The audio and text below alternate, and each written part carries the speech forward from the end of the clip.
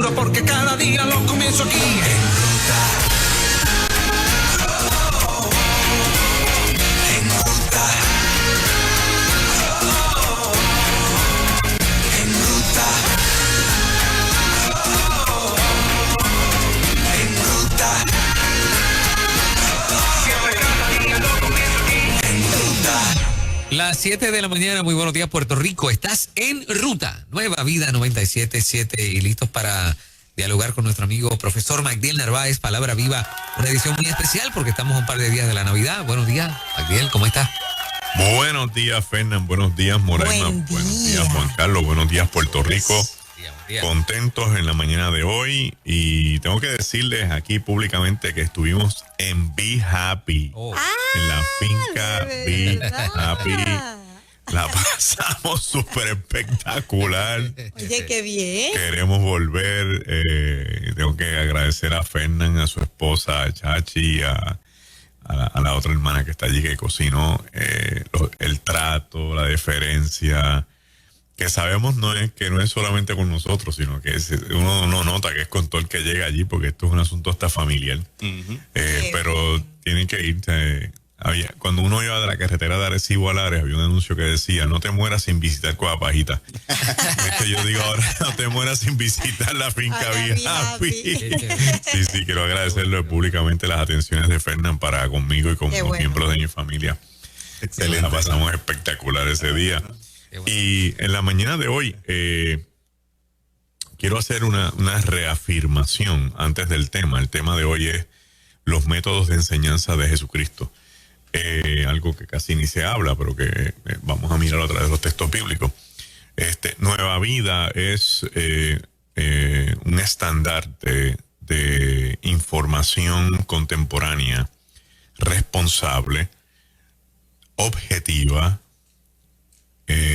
dirigida a la orientación del público en general. Las personas tienen opciones de aceptar la información, de rechazar la información, pero no por eso vamos a dejar de informar.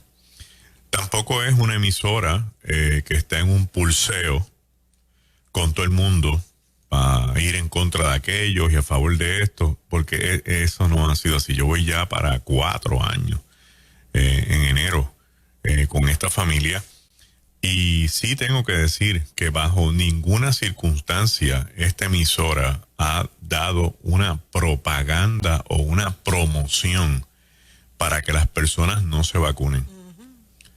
Te puede escuchar todos los programas que hemos hablado sobre esto para que tenga la referencia. ¿Por qué hago énfasis de esto? Pues porque las cosas se malinterpretan. Hemos tenido nuestros programas de evaluación, de análisis, de referencia, de información, de preocupaciones, pero nunca esta emisora ha llegado a un nivel de irresponsabilidad de decirle a una ciudadanía que no se vacune. Los otros días, en una entrevista que me hicieron por televisión, me pusieron contra la pared que si yo le iba a decir a mis feligreses que no se vacunaran. Y le dije al que me preguntó: primero, yo no tengo feligreses. Y segundo, yo creo que es un asunto de responsabilidad individual y de conciencia que las personas deben mirar la información que tienen a su disposición frente a la mesa y evaluar y considerar si eso es lo más conveniente para su salud. Sí tengo que decir y sacar de carrera este asunto de que la vacuna es la marca de la bestia y que son otra cosa. Hermano, yo no tengo una información fehaciente para decirle a usted que si usted se pone la vacuna se está poniendo la marca de la bestia. Es verdad, no, llegar a eso es bien cuesta arriba. Que en una entrevista hace un tiempo atrás yo dije que se podía poner un microchip a través de una jeringuilla. Sí, eso es real, pero eso no es lo que está pasando ahora. Por lo tanto, quítese de la cabeza de que esta vacuna que está circulando por ahí es la marca de la bestia. Bien. Habiendo dicho eso responsablemente, vamos ahora al tema de hoy. Muy bien. Jesús tiene múltiples facetas dentro de un ministerio y una misión que va a cumplir en un tiempo como de 3 años o un poquito más. Una de ellas y de las más intensas que se conoce es su fase como maestro. Y es que Jesús en realidad es maestro, es rabino. Jesús tiene que haber estudiado el judaísmo de su época, así como los escritos.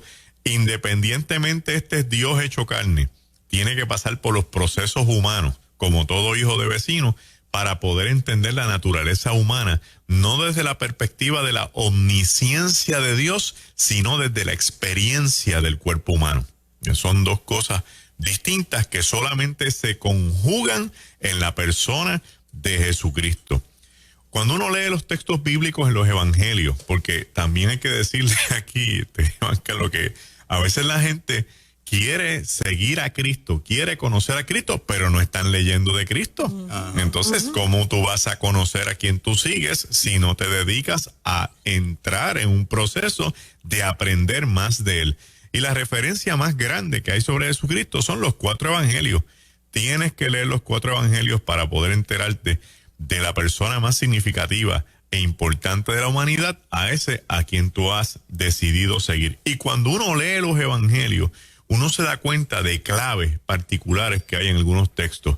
Por ejemplo, cuando Jesús dice, que el texto dice que entró en la sinagoga y fue y buscó los rollos y sacó uno de los rollos de Isaías y lo abrió y comenzó a leerlo. Ya eso de entrada nos dice algo bien importante. ¿Qué nos dice eso? Número 1, que Jesús es rabino.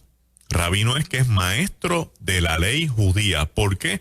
Porque solo los maestros de la ley judía y los escribas pueden alcanzar los rollos en una sinagoga, sacarlos, desenrollarlos y leerlos en público. Eso está prohibido para las demás personas, nuestros los maestros.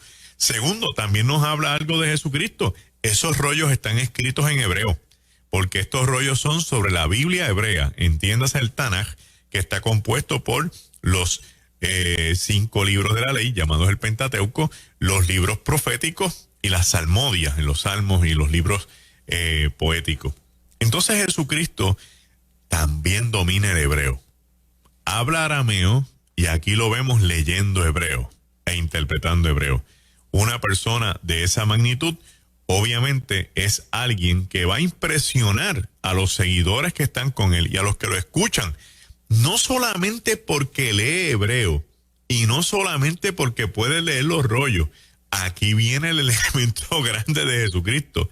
Es porque tiene una interpretación que cae a la médula de los escuchas de su época, en particular a ese 90% de clase pobre, renegada, marginada y devaluada, que cuando escuchan el texto ahora interpretado desde la perspectiva del reino de los cielos, entonces quieren escuchar más, no solo del texto, sino de este que lo está interpretando desde esta otra forma.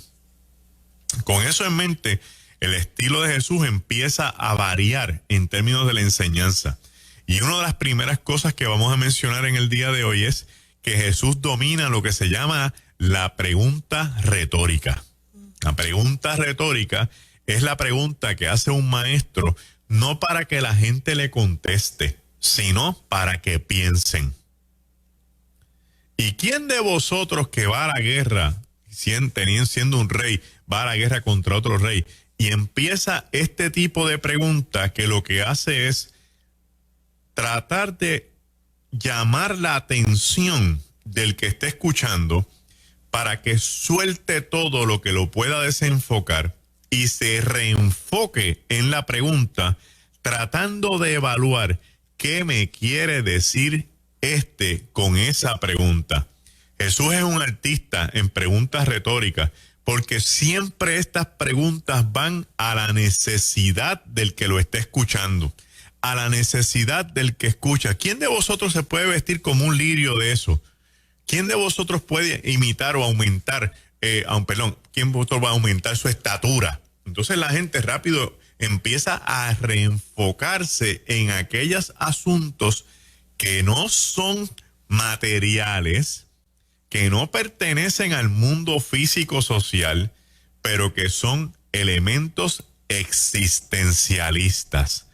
¿Podré yo afanarme tanto para aumentar mi estatura? No. ¿Podré yo desesperarme tanto para asegurar mis riquezas mañana? No. Entonces Cristo realmente con este tipo de preguntas lo que hace es poniendo banderas rojas sobre la mente humana, diciendo, cosas que estás pensando hoy no son tan importantes, en realidad son triviales. Piensa en estas que te voy a provocar con este tipo de preguntas. Y ahí Cristo envía un mensaje a su discipulado.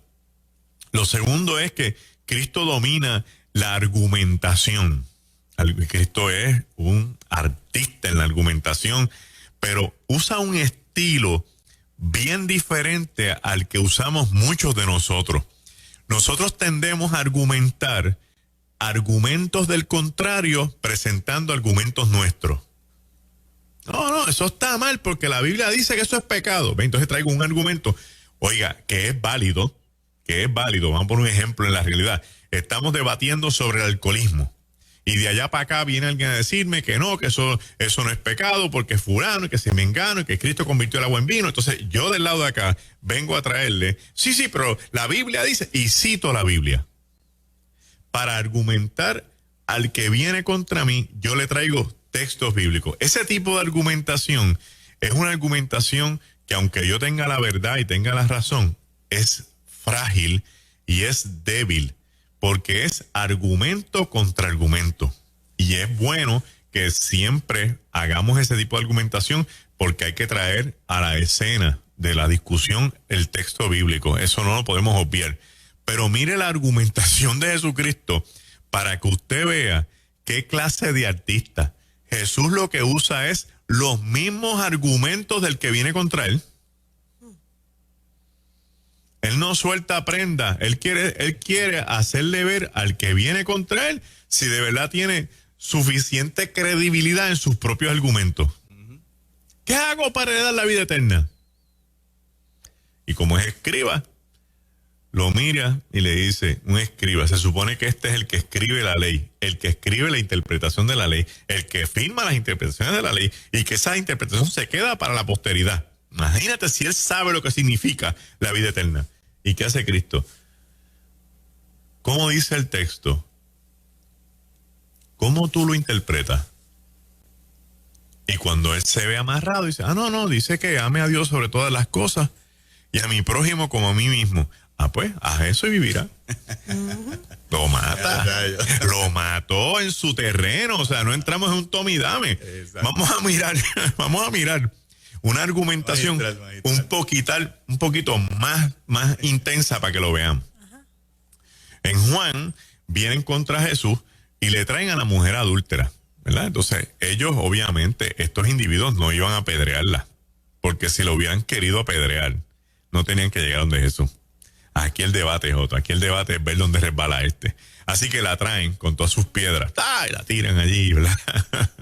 Y le dice, esta mujer ha sido hallada en adulterio. Dice Moisés que las tales hay que apedrearla. Mira la argumentación. ¿Tú qué dices? Excelente. Mire todos los argumentos que Cristo pudo utilizar y no usó ninguno. El primero, bueno, eso dicen ustedes sobre la ley de Moisés. Pues yo tengo otra interpretación. 2, bueno, lo que pasa aquí es que el adulterio es entre dos. ¿Dónde está el hombre? Cuando traigan el hombre, entonces decidimos qué hacer. 3, bueno, ustedes no pueden apedrearla, yo sí. No son ninguno. Mira qué cosa más sencilla. Dijo, pues está bien, hay que apedrearla. Ok, ese es el argumento de ustedes, perfecto. Bueno, pero el de ustedes que esté libre de pecado, entonces que tire la primera piedra. Y ahí, como decía Zair ayer hablando sobre esto, decía, ¿te imaginas ellos mirándose entre todos ellos? Yo conozco a este no puede pedrearla, porque yo sé la pata flaca que tiene o sea, ¿de dónde coge? Este otro lo conozco también hace tiempo. Tienen que soltar las piedras porque su propio argumento los alcanzó. Entonces Cristo es un maestro de la argumentación, debilitando al otro en su propio argumento para que evalúe si es tan fuerte como para que eche adelante lo que quiera hacer. De hecho, la argumentación más intensa que Jesús tiene es el diálogo con Nicodemo. ¿Puede un hombre entrar viejo ya al vientre de su madre? Y Cristo dijo, pero ¿de qué tú estás hablando? Sí.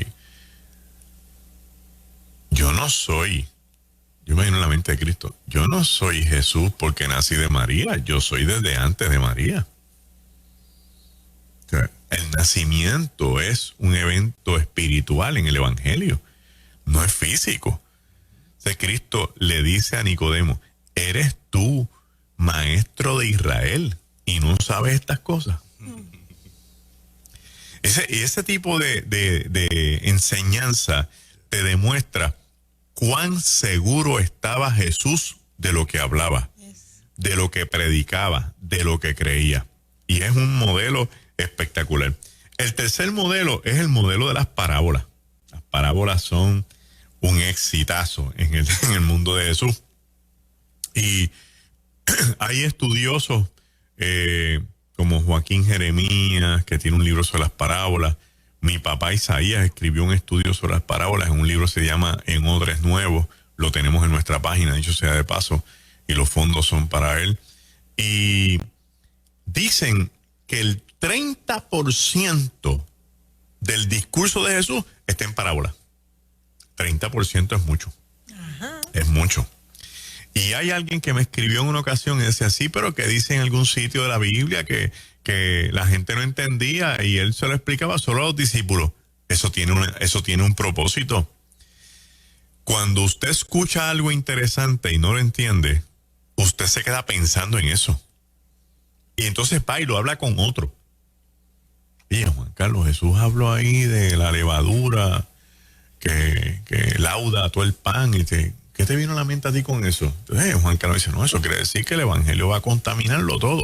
Oye, chicos, de verdad que esto es bien profundo.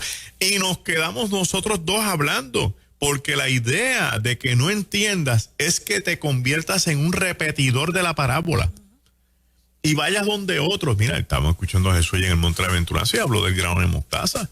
Y entonces yo me siento aquí como que está diciendo que tenemos que morir. Y otro dice, bueno, tienes que morir espiritualmente para que nazcas de nuevo.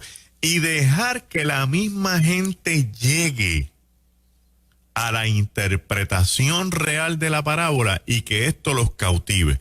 La pregunta que surge es, ¿y entonces la gente podrá llegar a la verdadera interpretación? Aquí es que nosotros tenemos que entender la función del Espíritu Santo, que cuando la gente saca una semilla que se le ha instalado en el corazón, es la alarma que suena en el oído del Espíritu que se despierta, es decir, ahora entro yo, porque el Espíritu quiere revelar lo que usted necesita escuchar de parte de Dios.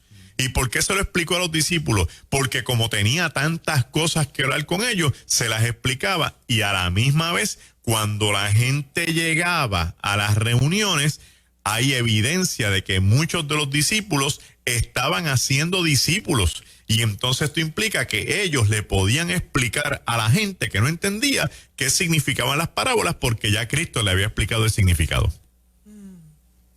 Las parábolas se dividen en unas cuantas clasificaciones súper interesantísimas, pero hay unas parábolas que están en Mateo 13. A los hermanos que nos siguen tanto los martes como los jueves, me gustaría que las consideraran para un estudio ellos en su casa personal con su familia.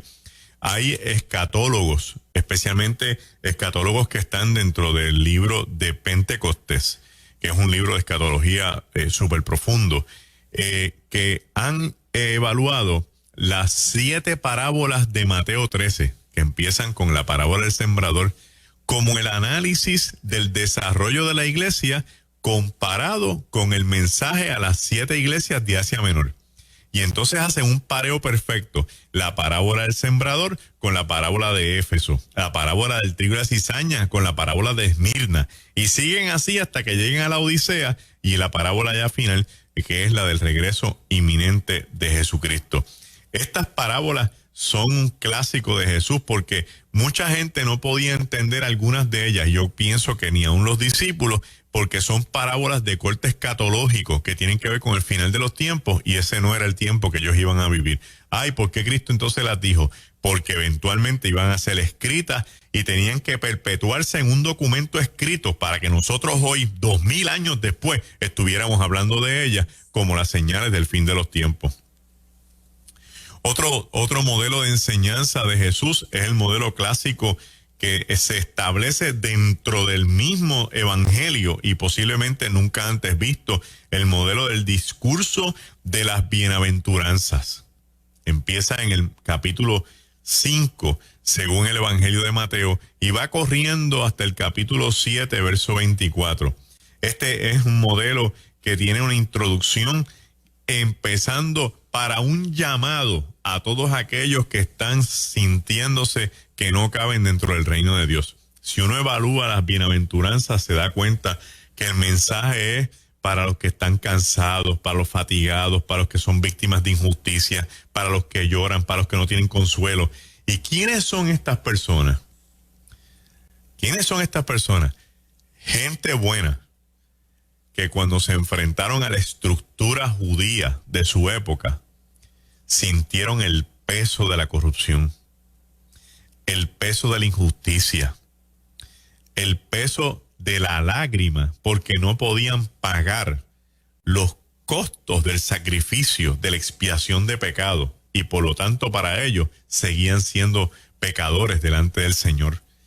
El elemento de la apatía, del desprecio y de la hipocresía de las estructuras religiosas de la época de Jesús, que hacía que la gente empezara a desligarse del templo, que era la institución máxima religiosa del tiempo de Cristo, y que la gente lo veía como el elemento de conexión entre Dios y los seres humanos, hasta que aparece Cristo.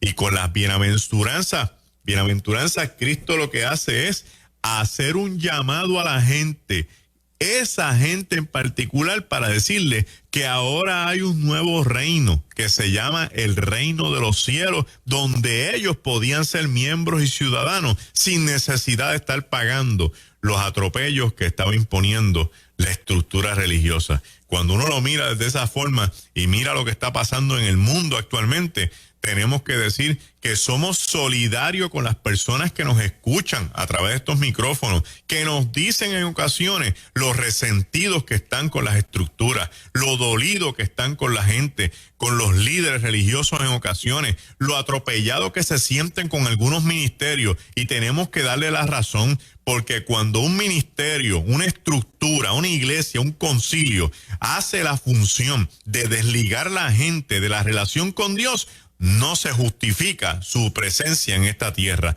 Y para eso tiene que venir un mensaje que se pone en ocasiones de clasificación disidente y de rebelde y de izquierda y de lo que sea, pero es un mensaje de alerta para que el que está haciendo las cosas mal las empiece a hacer bien, y para que el que esté sentido perdone, se levante, se quite el polvo de encima y eche hacia adelante con Cristo, porque aun cuando la iglesia te haya hecho daño, Jesucristo no te ha hecho nada.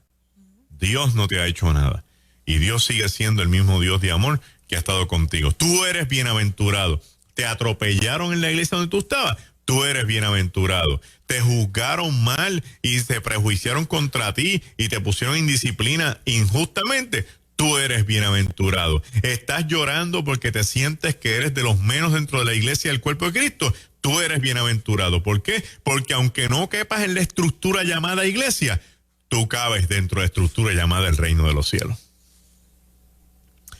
Y tengo que hacer la salvedad que no todo lo que parece y representa la iglesia representa el reino de los cielos.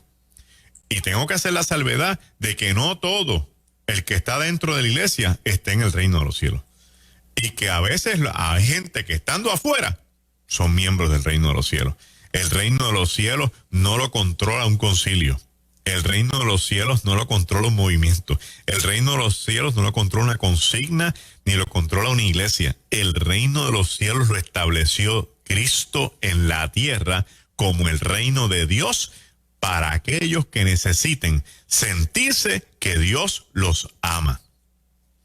Después de la bienaventuranza, el discurso es tan extenso que plantea toda la filosofía de vida que debe tener un cristiano. Está ahí, en esos 2 capítulos. Lo demás complementa, suplementa, pero aquí está la esencia de lo que es la vida del cristiano.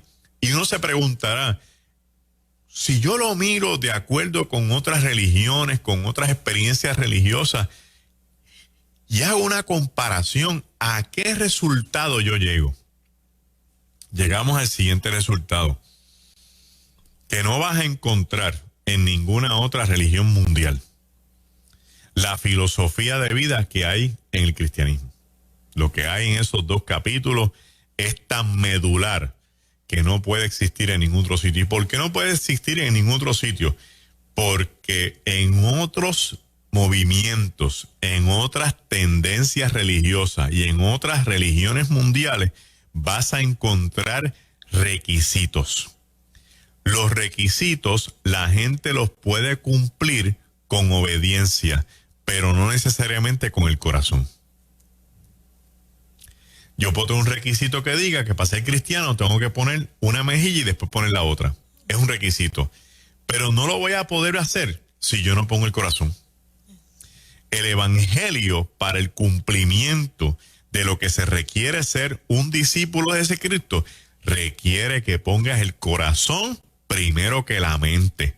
Y Cristo está diciendo en ese discurso de las bienaventuranzas como un buen maestro, mis queridos hermanos, esta no es una tesis que usted va a pasar con una reválida memorizándose los textos. Esta es una tesis que usted solamente pasa la reválida si en la experiencia de vida que te toca tú logras demostrar con el corazón lo que tú crees con tu mente. Y por eso en ocasiones tenemos esta desfase dentro de las iglesias y en el cristianismo, que yo también le he vivido, donde se nos hace difícil entender cómo seguir a Jesucristo porque lo queremos seguir intelectualmente. Tienes que seguirlo primero espiritualmente, tienes que seguirlo después emocionalmente y a lo último de forma intelectual, porque si le pones la cabeza al evangelio para procesar mentalmente todo lo que Cristo está pidiendo, no lo vas a hacer. No lo vas a hacer porque te van a entrar todos los discursos de tu crianza, de tu cultura, de tus trasfondos, de tu academicidad, de todas las experiencias que has vivido con la gente, de tu carácter, tu personalidad, todas las emociones revueltas que tienes, todas las lagunas y las laceraciones de infancia. Pero si lo haces espiritualmente, aún teniendo todo eso, te vas a dar cuenta que el Espíritu Santo hace una obra perfecta en ti para llevarte de la mano de experiencia en experiencia y crezcas para que hoy te puedas mirar y cuando mires hacia atrás digas, wow, que mucho yo he crecido. Y la idea de este tipo de enseñanza es promover el crecimiento. Fíjese qué distinto es esto a otro tipo de enseñanza donde yo te voy a enseñar todo lo que tú necesitas saber, te voy a dar un examen. Si sacas de 90 a 100, tienes A. Entonces la gente se esmera por sacar 95, 98 y tenerla A. Pero en el evangelio ese examen no existe. El examen en el evangelio es que te midas y evalúes si creciste o no. Crecí 1%, estás ganando. No crecí, pero tengo deseos de experimentarlo otra vez para crecer, estás ganando. Aquí donde único se pierde es si no logras vencer y te quedas en el piso sentado cruzado de brazos llorando. Ahí tenemos que decir, levántate, porque hay nuevas oportunidades en la vida. ¿Quién te ha dicho a ti que el fracaso es el final de una carrera cuando puede ser el principio de un camino al éxito? ¿Sabes cuánta gente ha tenido fracasos en la vida y fue el último escalón que vieron? Y después de ahí lo que vieron fue una escalera para llegar a la cumbre de sus vidas. Tantos modelos, tantos ejemplos. El mismo Cristo, el diablo pudo haber pensado que ganó viéndolo en la cruz del Calvario desangrándose y muriendo. Y dice, mira dónde terminó Dios en una cruz. Y de momento vio que perdió porque lo que él pensaba que era un fracaso resulta que era el primer escalón para una tumba vacía. Entonces cuando lo miramos todo en ese conjunto, estamos viendo un Cristo que nos está diciendo, yo te voy a dar la teoría como un buen maestro. La práctica te toca a ti. Pero como todo buen maestro, yo me voy a quedar al lado tuyo para ir paso a paso en esa tutoría, en ese modelaje, en ese proyecto de aprendizaje, hasta que logres vencer lo que tienes que vencer. Solamente, yo siempre estoy pensando en los nuevos creyentes y en la nueva gente que llega a la emisora para confirmar bíblicamente lo que has estado consistentemente mencionando, que el Espíritu Santo es el que enseña. Juan, capítulo 14, verso 26, dice, pero el Consolador, el Espíritu Santo, a quien el Padre enviará en mi nombre, Él les enseñará todas las cosas y les recordará todo lo que les he dicho. Juan 14, 26, afirmando lo que Magdiel está enseñando para los nuevos que dicen, ¿dónde dice en la Biblia que el Espíritu Santo es el que me enseña? Juan 14, 26. Agradecido porque realmente es el fundamento de lo que estamos diciendo, porque Cristo sabe.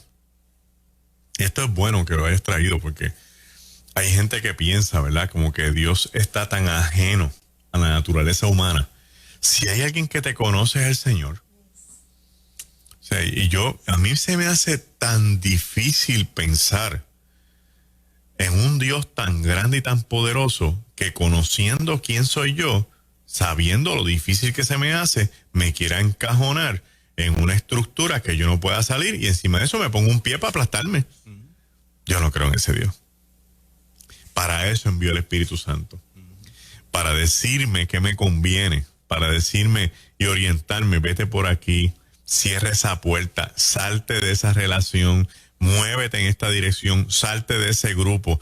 Y si usted quiere experimentar eso, porque eso está disponible y accesible 24/7 a los que creen en Jesús, lo que tiene que hacer es orar y pedirle al Espíritu Santo guianza, dirección, porque Juan Carlos lo acaba de leer textualmente de la Biblia, que os llevará a toda justicia, a toda verdad. En otras palabras, a un mundo en el que yo me tengo que enfrentar, Cristo me ha dado la teoría y se fue, pero me dejó el Consolador para que me dirija. Entonces, si hoy tenemos gente desbocada, ministerios desenfrenados, iglesias que lamentablemente pues no están donde tienen que estar, yo no tengo otra cosa que decir que, hermano, hay que orar y buscar la presencia del Espíritu Santo para que nos dirija en este tiempo de tanta crisis y de tanta incertidumbre. Primero los líderes, para que puedan ser buenos pastores y pastoras y puedan dar dirección a la gente que tienen a su cargo, porque esa es su responsabilidad. Y a eso Dios los llamó, y no quiere usted pensar que Dios lo va a llamar a cuenta en algún momento del camino de su vida. Dos cositas adicionales bien interesantes. Jesús es tan buen maestro que hasta le enseñó a orar a los discípulos. Yo decía, mira, enséñanos a orar. Pues yo te voy a decir cómo es esto. Te voy a enseñar una oración modelo, llamada y conocida por nosotros como el Padre Nuestro, que aparece en dos textos bíblicos. En uno aparece en la Galilea y en otro aparece en Jerusalén. Y da la impresión de que Cristo utilizó una estrategia en pedagogía que se llama la repetición. En la repetición hay enseñanza. Mientras más se repite, más se aprende, porque ese es el proceso. Por eso los estudiantes, cuando estudiábamos antes en escuelas intermedias y escuelas superiores, yo no sé cuánto ustedes lo hicieron, pero ese deseo de hacer una pequeña droguita y escribir en miniatura, en un pedacito de papel, lo que uno cree que va a venir en el examen, al final no la tenías que utilizar, porque al estar escribiendo con tanta tenacidad en un micropapel, se te quedaba en la memoria. Yo tuve un gran profesor de Seminario Evangélico de Puerto Rico, Dr. Wade Eaton. Es un hombre, es una eminencia, ya falleció, que se enamoró de una puertorriqueña y se quedó en Puerto Rico, y no lo podemos culpar porque esas cosas pasan. La mujer puertorriqueña es un asset en la vida de cualquier hombre. Y se quedó, pero este es uno de los mejores 10 biblistas del mundo, especialmente en el Antiguo Testamento. Dominaba yo no sé cuántos idiomas, y él decía en las clases de hebreo que la memoria empezaba aquí. Entonces tú le preguntas, aquí sí, escriba, escriba, escriba, escriba, escriba, escriba, y por ahí le va a llegar al cerebro y se le va a quedar en la mente. Jesús repetía, así que Jesús repitió el Padre Nuestro en la Galilea, repitió el Padre Nuestro en Jerusalén, y es un modelo estructural donde nos plantea los roles por definición. ¿Dónde está Dios? ¿Dónde estamos nosotros? ¿Dónde está su reino? ¿Dónde se va a establecer su reino? ¿Qué vamos a hacer con lo que tenemos que esperar de vida, que es el pan nuestro de cada vida? ¿Qué hay que hacer entre las relaciones humanas? Perdonarnos, sentirnos perdonados y pedir perdón al Señor, y eventualmente dejar que ese reino se establezca en la tierra por toda una eternidad. Y al final, este es de los más que me gusta. Nosotros hoy día tenemos el recurso del PowerPoint. El PowerPoint es el favorito para las presentaciones, y eso ha llegado a unos niveles bien descomunales, o sea, donde tú ves en la pantalla como si fuera un cristal se desmantela y se oyen los ruidos de los y dice, wow, y eso cautiva el elemento porque el ser humano es bien visual. Pero estamos hablando del siglo I, donde a duras penas hay papel para dibujar. Pero Cristo es el maestro del PowerPoint, porque él usa la naturaleza. Y va caminando y le dice a los discípulos, mira las aves de los cielos. Ahí está el PowerPoint, en vivo, en funciones vivas. Míralo cómo comen y cómo viven. Yo te aseguro a ti que mi Padre las alimenta, y si Él las alimenta a ellas, ¿cuánto más a ustedes? Entonces el elemento visual cautiva al público.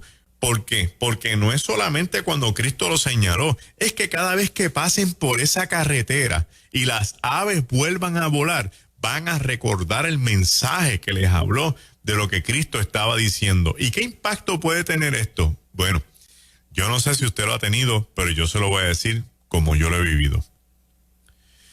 Si en algún momento de la vida ese texto a mí me habló, fue unos días después de María.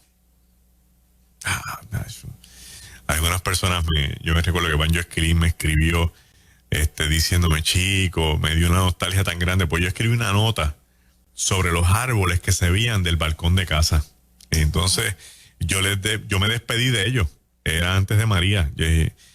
Me da pena tener que despedirme de ustedes, pero lo que viene, yo estoy seguro que ustedes no lo van a poder soportar.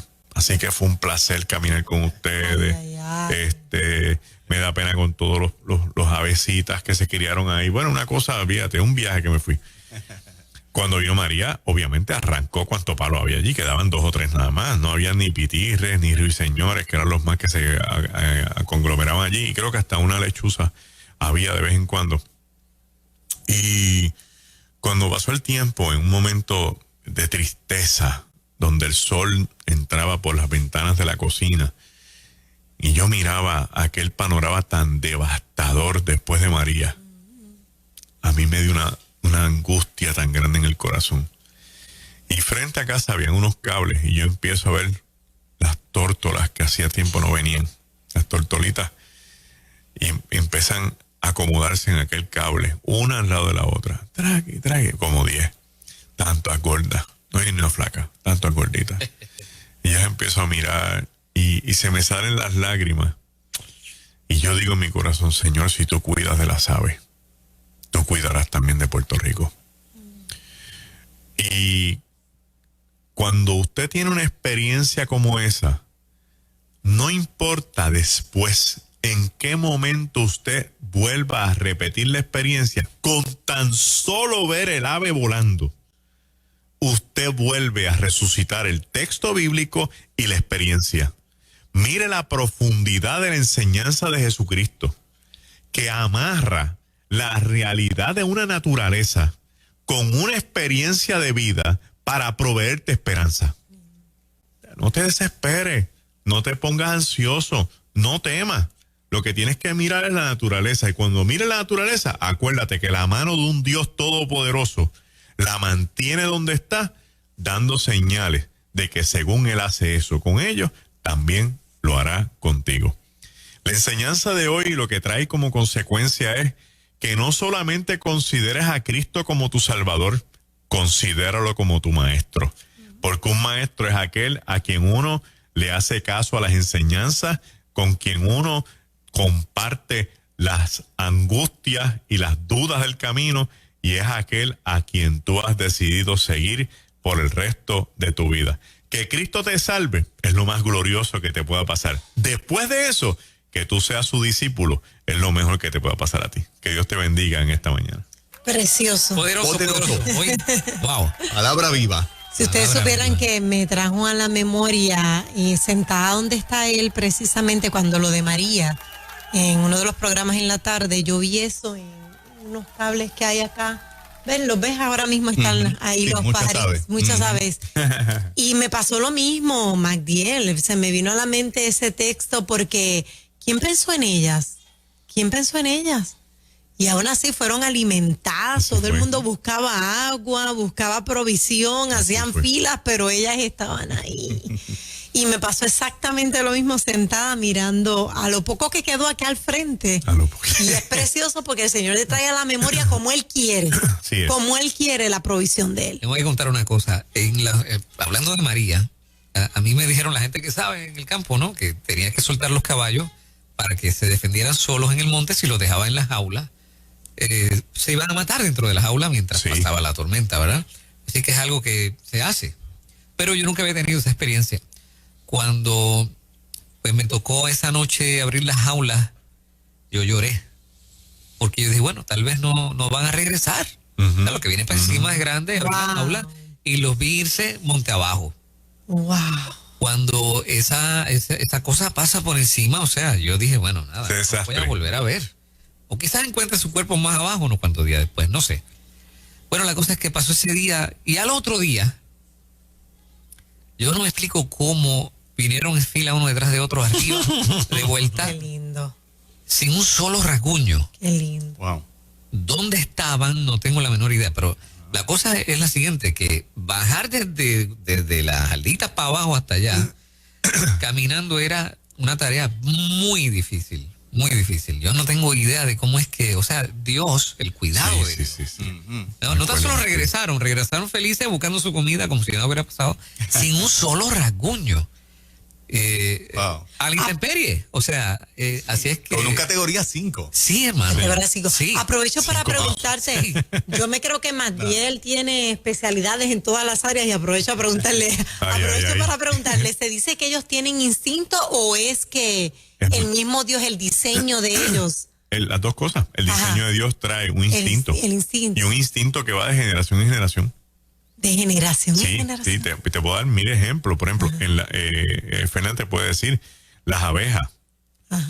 Las abejas no cogieron un curso de ingeniería y los hectágonos del panal son exactos. Sí. Miden lo mismo.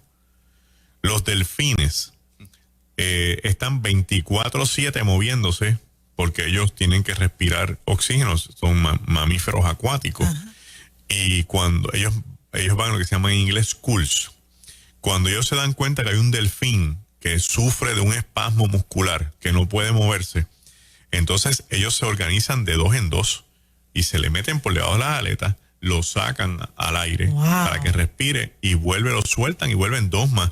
Si en 24 horas ese delfín no puede respirar bien, ellos saben que va a morir, entonces lo llevan a la orilla para que no muera ahogado, para que muera respirando.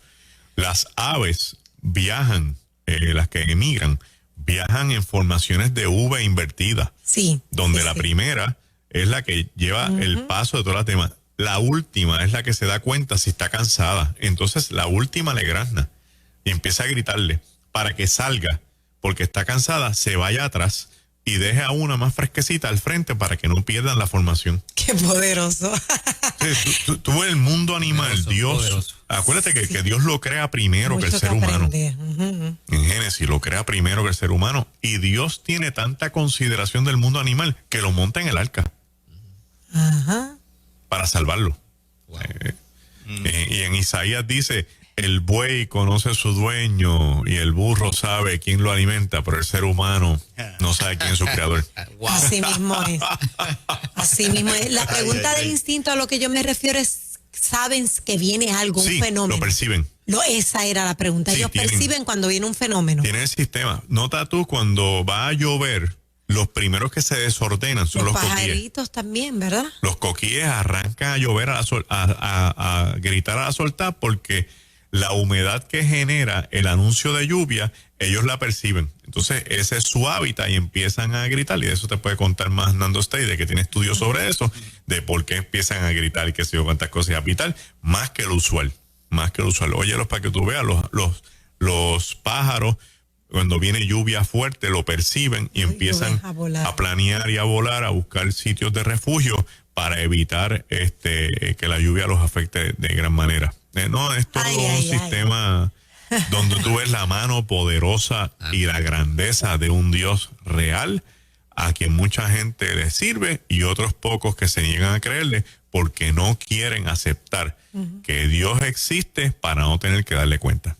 Wow, qué poderoso. Palabra viva, tremenda edición de hoy. Como siempre, MacDielNarváez.com. MacDielNarváez.com y el Galileo.org. Ayer salió nuestro estudio, Jesús, la persona, su ministerio y su revelación. Lo encuentra en nuestra plataforma para aquellos que quieran. Eso es. Gracias, Muchas Magdiel, buen día. bendiciones. A ustedes.